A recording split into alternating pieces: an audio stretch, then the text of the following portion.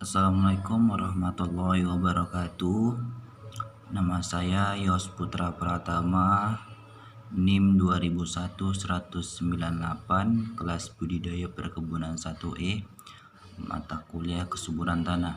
Di sini saya akan menjelaskan tentang tanaman yang kekurangan unsur hara makro dan mikro. Tanaman seperti halnya makhluk hidup lainnya memerlukan nutrisi yang cukup memadai dan seimbang agar dapat tumbuh dan berkembang dengan baik. Tulisan berikut ini merupakan rangkuman dari beberapa sumber untuk melengkapi pengetahuan kita tentang pertumbuhan dan perkembangan tanaman, terutama tanaman kelapa sawit dan karet. Secara garis besar, tanaman atau tumbuhan memerlukan dua jenis unsur hara untuk menunjang pertumbuhan dan perkembangan yang optimal.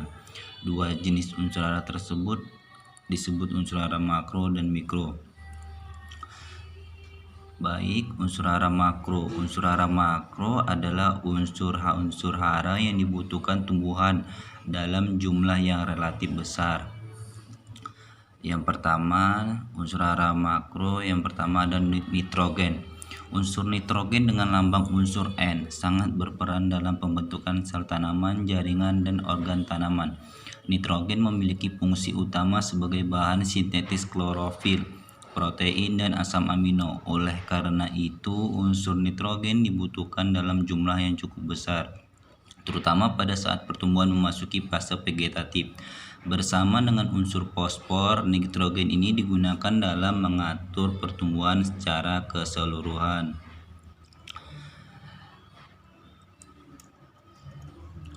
Kekurangan nitrogen. Ciri-ciri tanaman yang kekurangan nitrogen dapat dikenali dari daun bagian bawah. Daun pada bagian tersebut menguning karena kekurangan klorofil. Pada proses lebih lanjut, daun akan mengering dan rontok.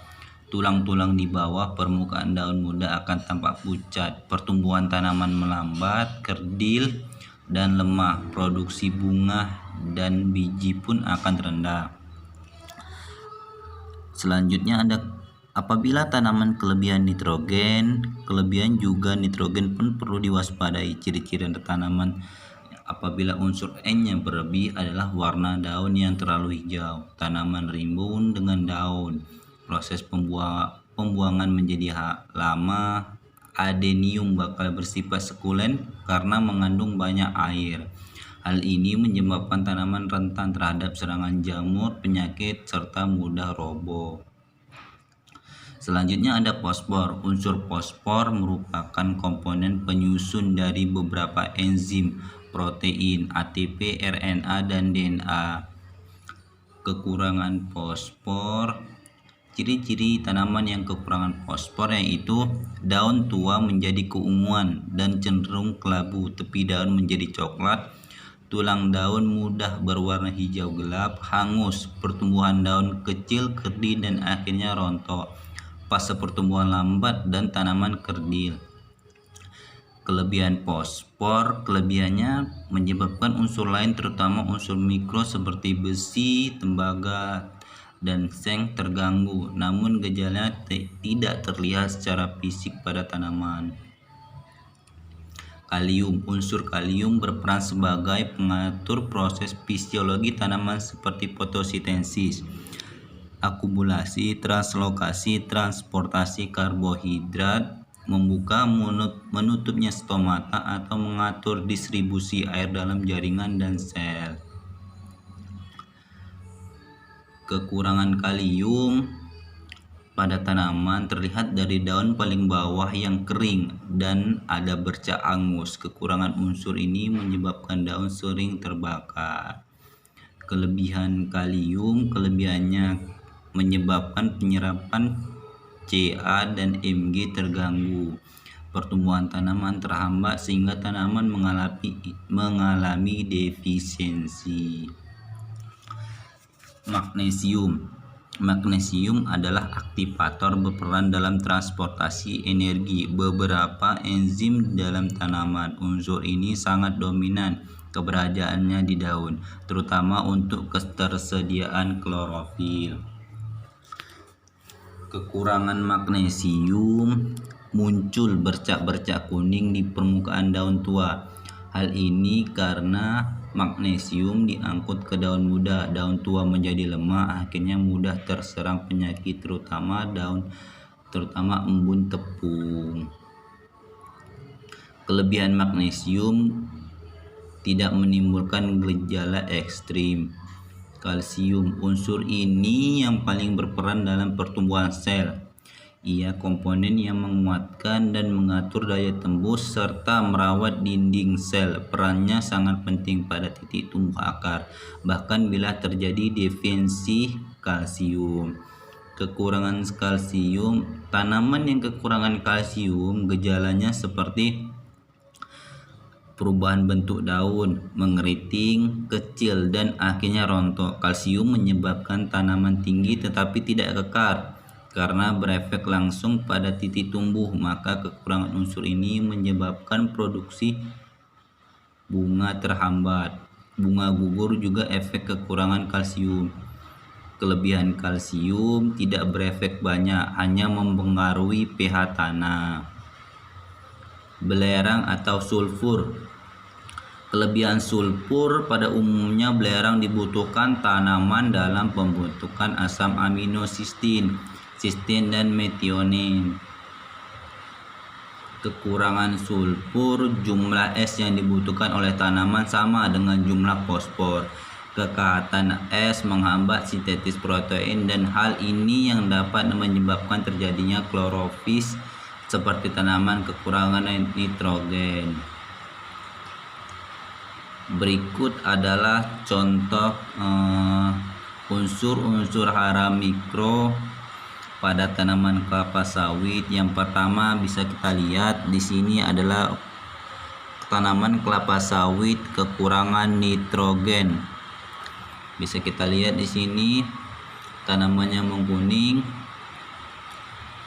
dia tampak layu, pucat, dan tidak subur. Yang kedua adalah kekurangan magnesium pada tanaman kelapa sawit. Pada daunnya ada bercak-bercak kuning di daunnya, sehingga ini memperlambat proses pertumbuhan.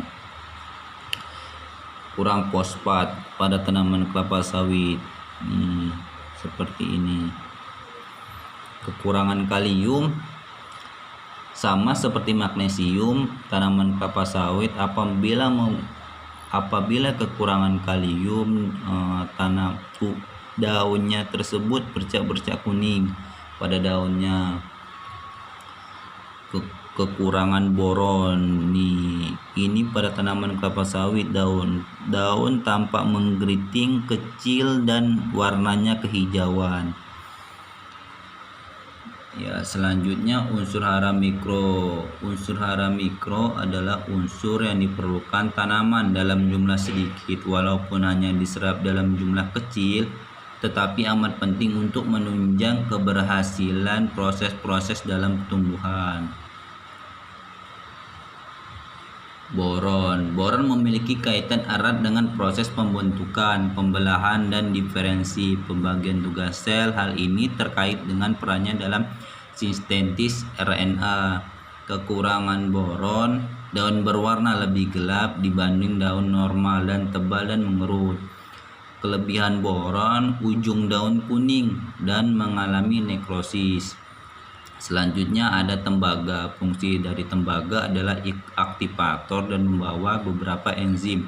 Dia juga berperan membantu kelancaran proses fotosintesis. Kekurangan tembaga, daun berwarna hijau kebiruan, tunas dan menguncup dan tumbuh kecil. Kelebihan tembaga, tanaman tumbuh kerdil, percabangan terbatas, pembentukan akar terhambat, dan akar menebal dan berwarna gelap. Seng hampir mirip dengan magnesium. Seng ini berperan sebagai aktivator enzim pembentukan klorofil dan membantu proses fotosintesis. Kekurangan sel, pertumbuhan lambat, jarak antar buku pendek, daun kerdil. Kelebihan seng tidak menunjukkan dampak nyata. Besi atau pero. Besi berperan dalam proses pembentukan protein sebagai katalisator pembentukan klorofil. Kekurangan besi bisa ditunjukkan dengan gejala klorosis dan daun menguning atau nekrosa.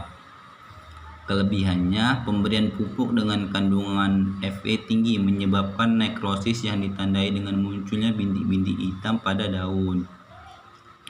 Molibdenum bertugas sebagai pembawa elektron untuk mengubah nitrat menjadi enzim. Kekurangan molibdenum ditunjukkan dengan munculnya klorosis tua, kemudian menjalar ke daun muda. Kelebihan molibdenum tidak menunjukkan gejala nyata pada adenium. Mangan. Kelebihan mangan merupakan unsur mikro yang dibutuhkan tanaman dalam jumlah yang tidak terlalu banyak. Kekurangan mangan, defisi unsur hara atau kata lain kekurangan unsur hara bisa menyebabkan pertumbuhan tanaman tidak normal dan dapat disebabkan oleh adanya defisiensi atau lebih unsur hara. Gangguan dapat berupa gejala visual yang spesifik. Selanjutnya ada klor. Kelebihan klor terlibat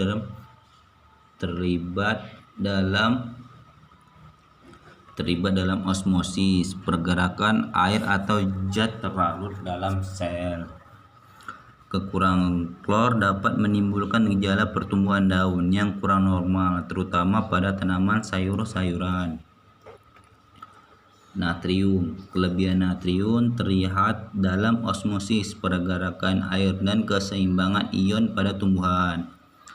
Kekurangan natrium, di sini daun-daun tanaman bisa menjadi hijau tua dan tipis. Kolbat jauh lebih tinggi untuk fiksasi nitrogen daripada amonium gizi. Kekurangan kolbat mengurangi pembentukan hemoglobin dan fiksasi nitrogen. Kelebihan silikon dapat meningkatkan hasil melalui peningkatan efisiensi fotosintesis dan menginduksi ketahanan terhadap hama.